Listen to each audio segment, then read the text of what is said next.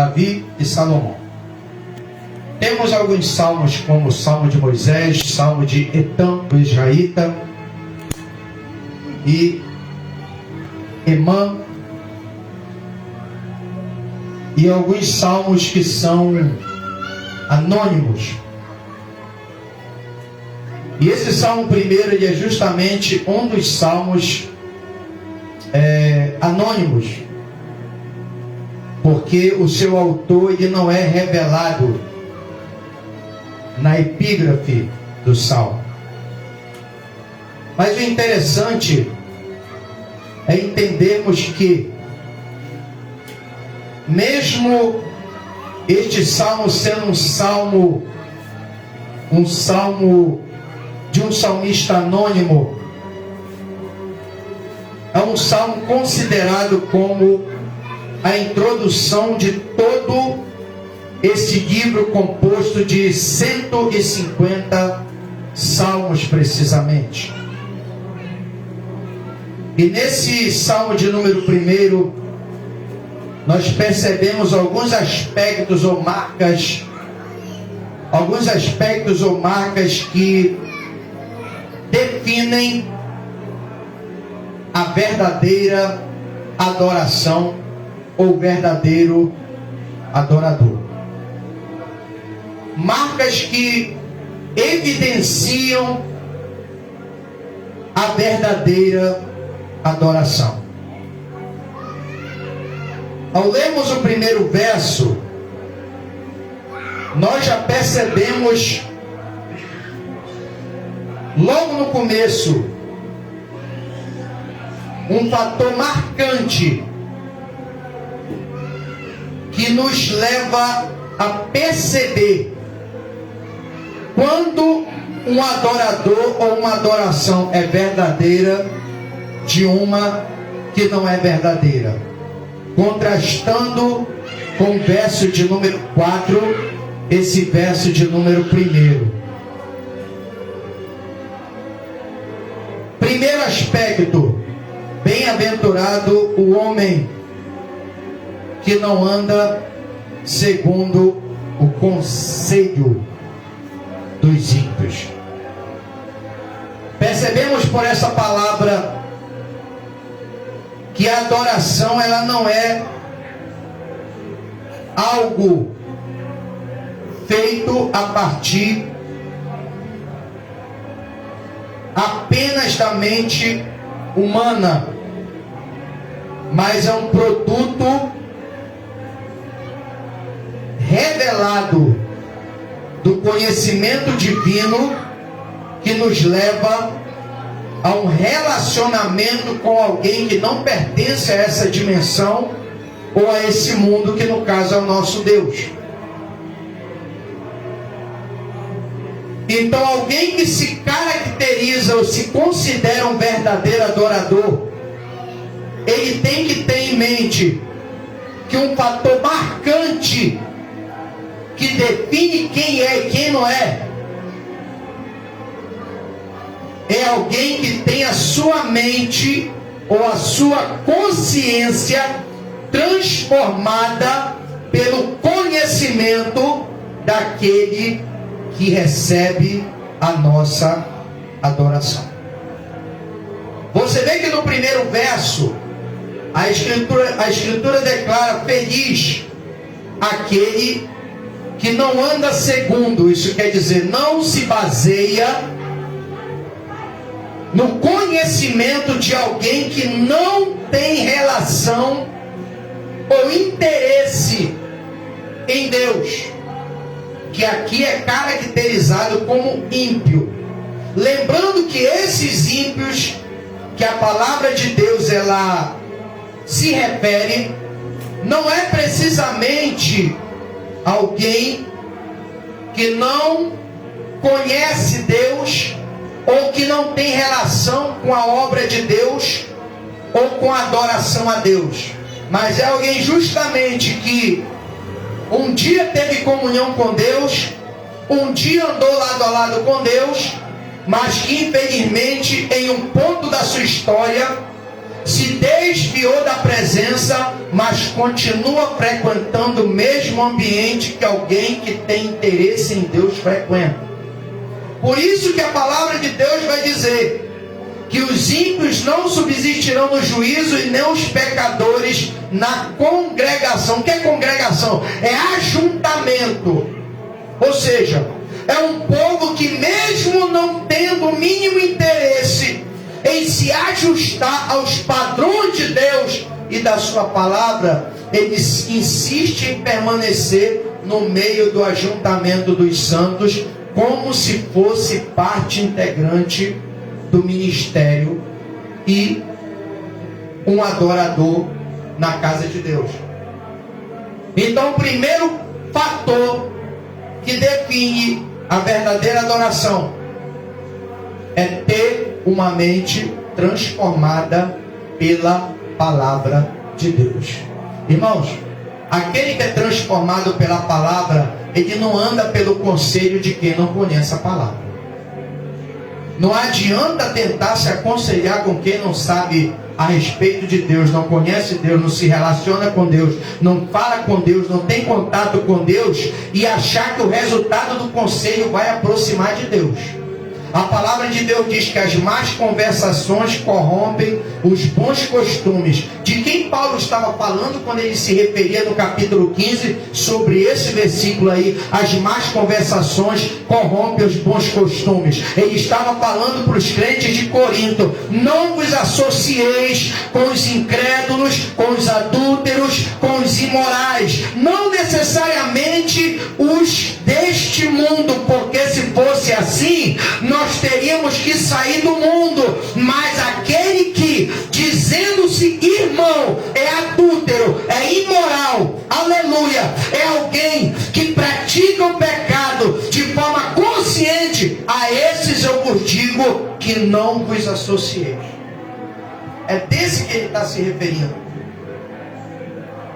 Todo aquele que anda pela palavra, ele se separa daqueles que por natureza se corrompem pelas concupiscências do engano e não têm o mínimo interesse de se ajustar aos padrões eternos e santos da palavra de Deus. É por isso que a Escritura vai dizer, Paulo aos Coríntios, novamente, só que dessa vez na segunda carta, no capítulo 4, dizendo: se o nosso evangelho está escondido, para os que se perdem está escondido, os quais o Deus desse século cegou o entendimento dos incrédulos, para que não lhes resplandeça o evangelho da glória de Deus na face de Jesus Cristo.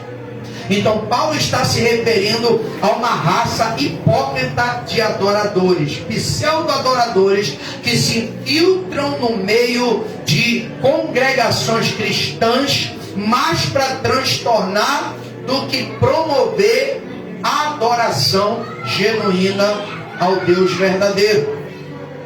Então aquele que é adorador, ele tem a sua mente blindada pela palavra. Ele não anda pelo conselho de quem não conhece a Deus. Pelo contrário, a Escritura diz no verso de número 2, que é o verso seguinte, diz: antes tem o seu prazer na lei do Senhor. O que é ter prazer em alguma coisa?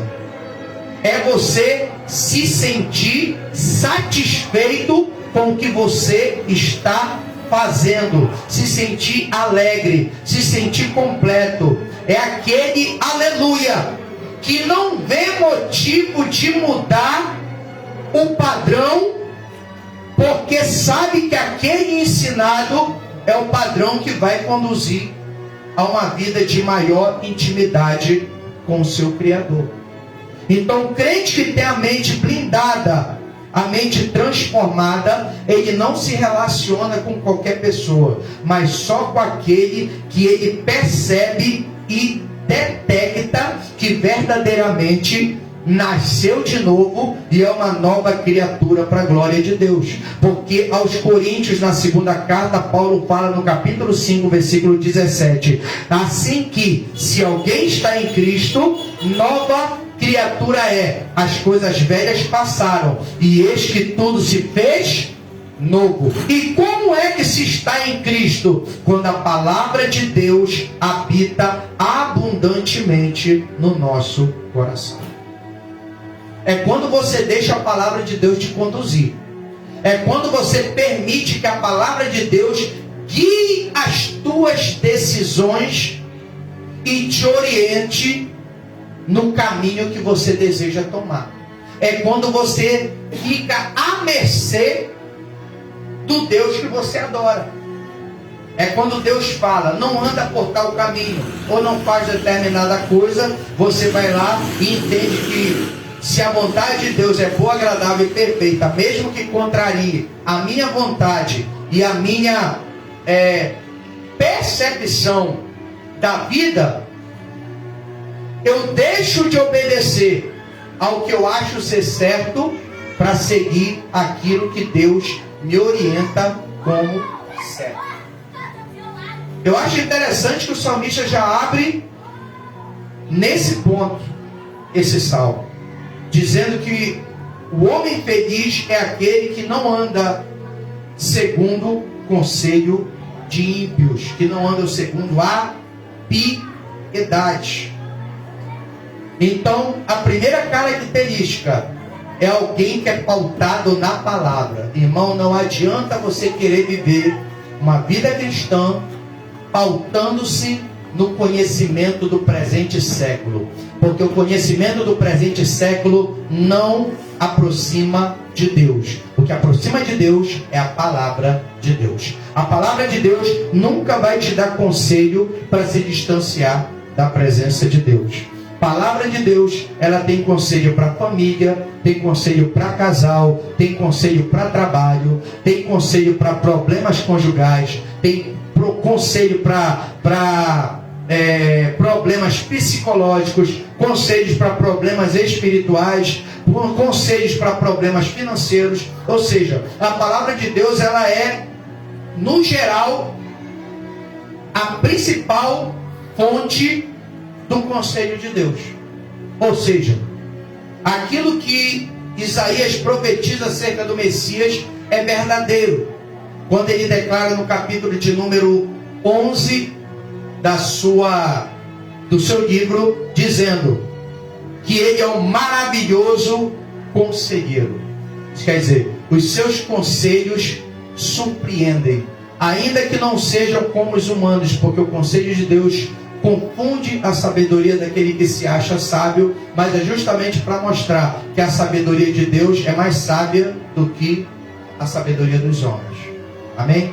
Então a primeira marca da verdadeira adoração é ter uma mente transformada, porque adoração não é profissão, adoração não é uma prática que você executa quando sente vontade. Adoração, segundo a Bíblia, é um estilo de vida, e estilo de vida é praticado em todos os momentos da nossa história.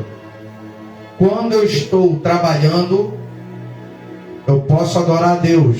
Quando eu estou lavando louça, eu posso adorar a Deus. Quando eu estou lavando roupa, eu posso adorar a Deus. Quando eu estou caminhando na rua, eu posso estar sintonizado com Deus. Quando eu estou, aleluia, resolvendo algum problema de natureza financeira ou outro tipo de problema, aleluia, que não seja na igreja, eu posso estar sintonizado com Deus. Eu posso estar com a minha mente ligada em Deus. E Deus vai me guiando, Deus vai me revelando, Deus vai me mostrando. Deus vai abrindo a minha mente para compreender e aprender como resolver tais problemas, para que eu possa desenvolver a sabedoria que eu tenho pedido para Ele me dar. Ou seja, adoração é muito mais do que 2 horas numa congregação local. Adoração é uma vida, aleluia, é um estilo de vida na presença de Deus. Aquele que se relaciona com Deus diariamente, aleluia, tem uma vida fortalecida em Deus. Agora, quem resolve apenas se relacionar com Deus Isso quando sente vontade de vir só em dia de culto, apenas 2 horas de relação com Deus, não pode dizer que é um verdadeiro adorador, porque o contato é limitado com Deus. Porque o segundo ponto, o segundo fato que evidencia a verdadeira adoração é a regularidade do contato com a presença de Deus. A palavra de Deus diz: tem o seu prazer na lei do Senhor, e na sua lei medita de dia e de noite. Se você não tem uma regularidade, um contato regular com Deus, irmão, com quem você acha que vai ficar parecendo? Porque tem muitos adoradores aí que parecem com tudo, menos com adorador. Porque o seu contato com Deus, ele não é regular. O seu contato com Deus, ele é parcial. Ele não é um contato integral. Eu tiro por mim, a todo momento eu estou falando com Deus, a todo momento eu estou orando. Tem aqueles momentos particulares, lógico que todo crente que é verdadeiro adorador tem que ter aquele horário da madrugada ali certinho para conversar com Deus. Mas durante o dia, eu passo o dia conversando com Deus, Deus me mostra, Deus me revela, Deus fala comigo. E assim eu vou sentindo a presença, sendo renovado, sendo fortalecido. E Deus tem sido comigo. E eu creio que Deus tem sido com os irmãos também. Mas o problema é que tem muita gente que tem uma visão limitada de adoração. Acha que a vida de adoração é apenas cultuar a Deus 2 horas ou 2 horas e meia, dependendo do horário de culto, nos cultos regulares. O que aconteceu nessa pandemia, o que revelou a verdadeira face de muita gente. Muitas igrejas fecharam por causa do lockdown. O que foi que aconteceu com boa parte dos crentes? Teve crente que pirou, meu irmão. Que pirou. A igreja fechou, acabou. Não acabou não, irmão. A congregação local fechou, mas o céu continuou aberto. E teve gente que só queria buscar Deus se tivesse uma igreja aberta. Teve crente que se desviou por aí, que abriu mão da fé porque o lockdown fechou tudo. Isso quer dizer, só adora Deus de aparência. Porque quem verdadeiramente adora a Deus, não se limita a circunstâncias ou a ponto geográfico para adorar a Deus. Tem que congregar? Tem, é bíblico. Pelo que não deixamos de congregar, como é o costume de alguns. E falou aqui sobre a congregação dos justos. Tem que congregar, sabe por quê? Porque quanto mais tempo você passa com uma pessoa, mais você assimila o comportamento da mesma. Sabe por que tem muito crente por aí que não tem nada de Jesus? Porque anda pouco com Jesus, irmão. Anda pouco com Jesus. O contato é parcial. Ele não tem uma regularidade de contato com Deus. Lembra do capítulo 4 de Atos? Constataram, depois que estavam ameaçando Pedro e João, que estavam falando o nome de Jesus, após curar o coxo da Porta Formosa, prenderam eles, tentaram calá-los, e foram pesquisar, investigar a vida deles. Descobriram que eles não eram formados em teologia, que eles não faziam parte de nenhuma escola rabínica, mas eles se admiraram do conhecimento deles, porque eles perceberam que eles andaram com Jesus. Durante 3 anos, andaram com Jesus, aprenderam a falar como Ele, aprenderam a se comportar como Ele. Tanto é que quando chegou o tempo em que Judas Iscariote, com o povo que viria prender Jesus, chegaram no monte, ninguém conhecia, ninguém conseguia identificar. E olha que Jesus todo o tempo estava na rua, estava na sinagoga, estava no templo, pregando, revelando, profetizando, curando, libertando. E quando chega para prender Jesus no jardim do Getsemane, ninguém conseguia saber quem era Jesus. E o sinal que Judas deu foi: aquele que eu beijar na face, é esse que é o mestre, que é Jesus, que vai ser preso. Ou seja, teve que ter um sinal para poder distinguir. Sabe por quê? Porque quem anda com Jesus parece com Ele. Para parecer com Ele, tem que ter uma regularidade. Não é só de vez em quando. Você tem que estar ter contato com a palavra regularmente. O problema de muitos adoradores hoje é a falta de regularidade, contato regular com a palavra. Quando você tem contato regular com a palavra, você tem segurança para pregar, você tem conteúdo para pregar, você tem conhecimento para passar, você tem conteúdo para transmitir. Aleluia! E os horizontes se expandem para você.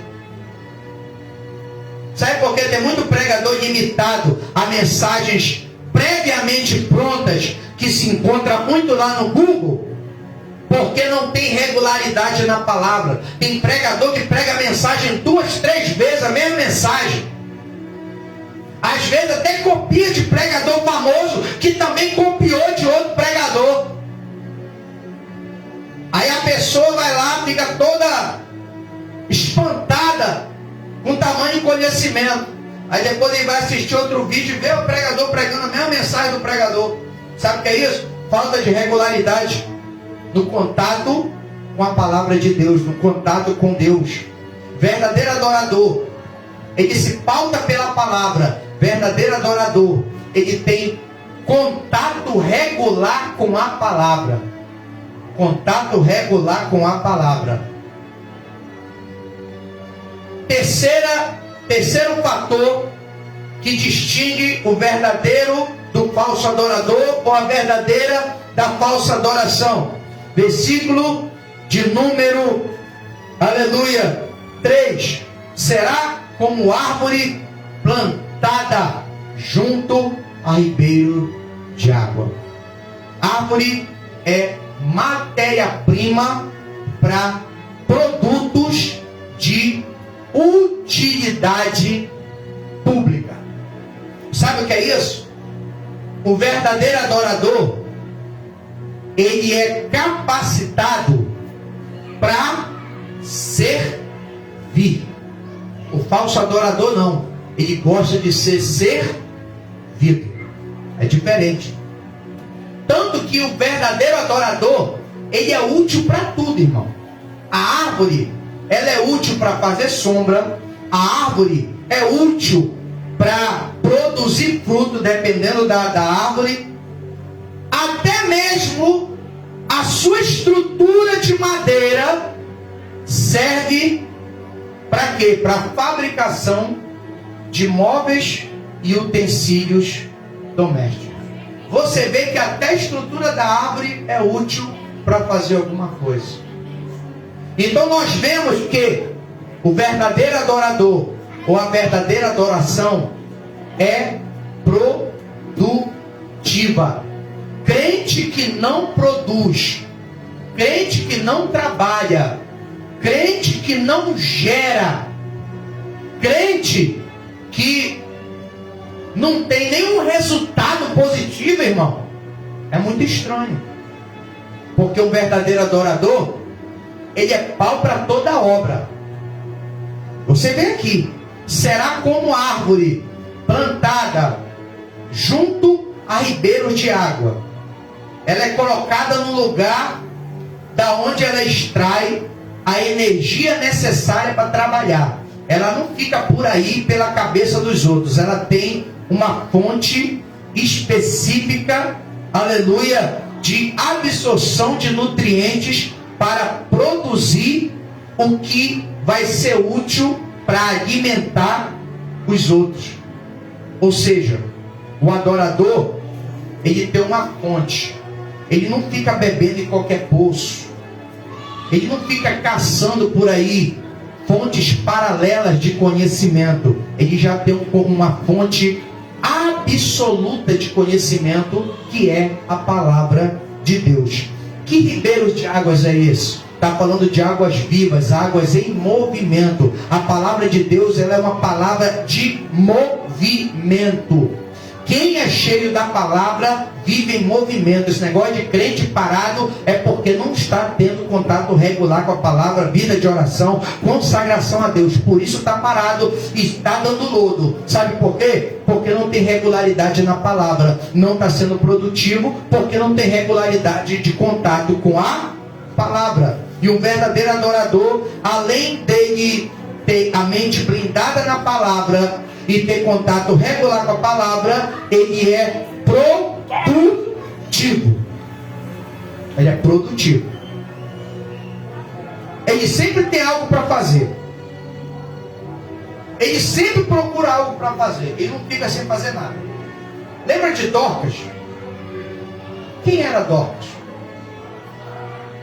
Lá no livro de Atos se ouve falar sobre essa mulher. Essa mulher não era apóstola. Essa mulher não era obreira. Essa mulher não tinha ministério nenhum. Pelo menos não oficial. Mas sabe o que essa mulher fazia? Para a comunidade a que ela pertencia? Ela costurava e fabricava roupas para vestir e aquecer. Ela era responsável pela ação social da sua comunidade. Toda a classe carente dependia do trabalho daquela mulher. Era um trabalho sem fins lucrativos. Ela fazia por amor. Quando tinha alguém que não tinha uma roupa, ou que tinha uma roupa rasgada, ela ia lá, colocava em ordem e supria a necessidade.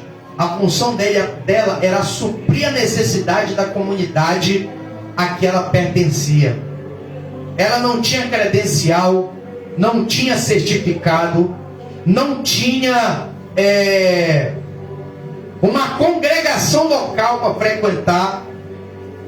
Era uma mulher totalmente independente, mas era uma mulher que temia a Deus. E esse temor a Deus lhe proporcionava a sensibilidade necessária para cuidar de quem precisava. Era produtiva, era uma verdadeira adoradora. Não tinha um nome estampado nos outdoors, ou como se diz nos dias de hoje, nos cartazes, mas era uma mulher que fazia a diferença na comunidade dela. Quando foi descoberto que essa mulher fazia diferença? No dia que adoeceu e morreu. No dia que essa mulher adoeceu e morreu, irmão, a palavra de Deus diz que a comunidade toda se desesperou. Só que ficaram sabendo que lá em Jope, lá próximo, tinha um homem de Deus que andou com Jesus durante 3 anos e que operava milagres em nome do mesmo Jesus, chamado Pedro. E mandaram lá na casa de Simão Curtidor chamar Pedro. Chamaram Pedro, e a palavra de Deus diz, quando Pedro chega naquela comunidade, começou a contemplar todos os que eram assistidos por aquela mulher, traziam tudo que a mulher fez. Olha só o que ela fez por mim, olha só, estava na dificuldade, me sustentou, me supriu, e agora se foi. Ora por ela para Deus trazê-la de volta. Ou seja, verdadeiro adorador, ele tem uma vida de testemunho. Ele tem uma vida de resultados positivos.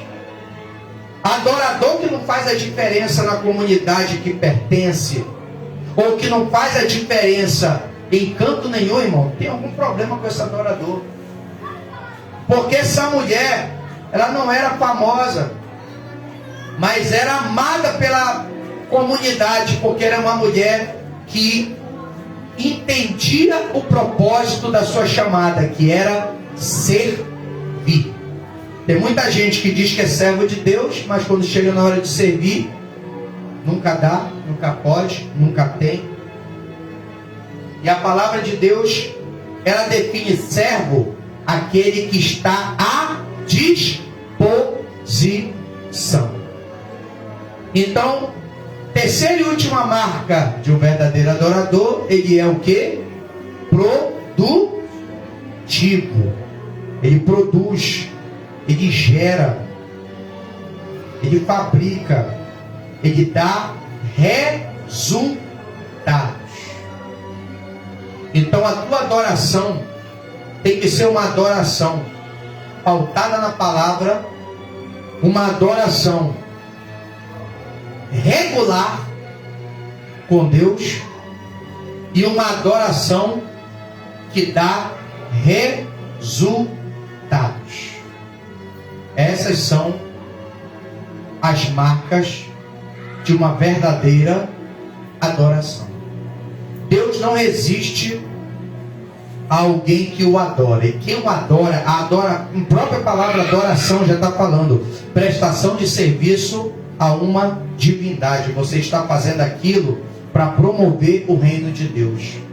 Sabe o que aconteceu? Pedro foi lá, orou pela Dorcas, e a palavra de Deus diz que Deus ressuscitou aquela mulher e devolveu a sua comunidade. Sabe por quê, irmão? Porque um verdadeiro adorador, ele não tem que deixar alívio, ele tem que deixar saudade. Por onde ele passa, ele tem que marcar positivamente a vida das pessoas. Tem muito adorador que está marcando a vida das pessoas negativamente. Tem gente que está deixando de vir para a igreja por causa de alguns adoradores aí que não estão disponíveis para trabalho, mas só para dar trabalho, porque para trabalhar não quer. Só quer, se comporta como se fosse um superastro, fazendo exigências, mas nunca tem disposição para trabalhar. O verdadeiro adorador não. Ele é como árvore plantada junto a ribeiro de águas, a qual dá o seu fruto na estação própria, cujas folhas não caem, e tudo quanto fizer prosperará. Só dá certo se for para a glória de Deus. Amém, amados? Fique com essa palavra nessa noite e vamos cear na presença de Deus nessa hora. Primeira carta de Paulo aos Coríntios, capítulo de número 11,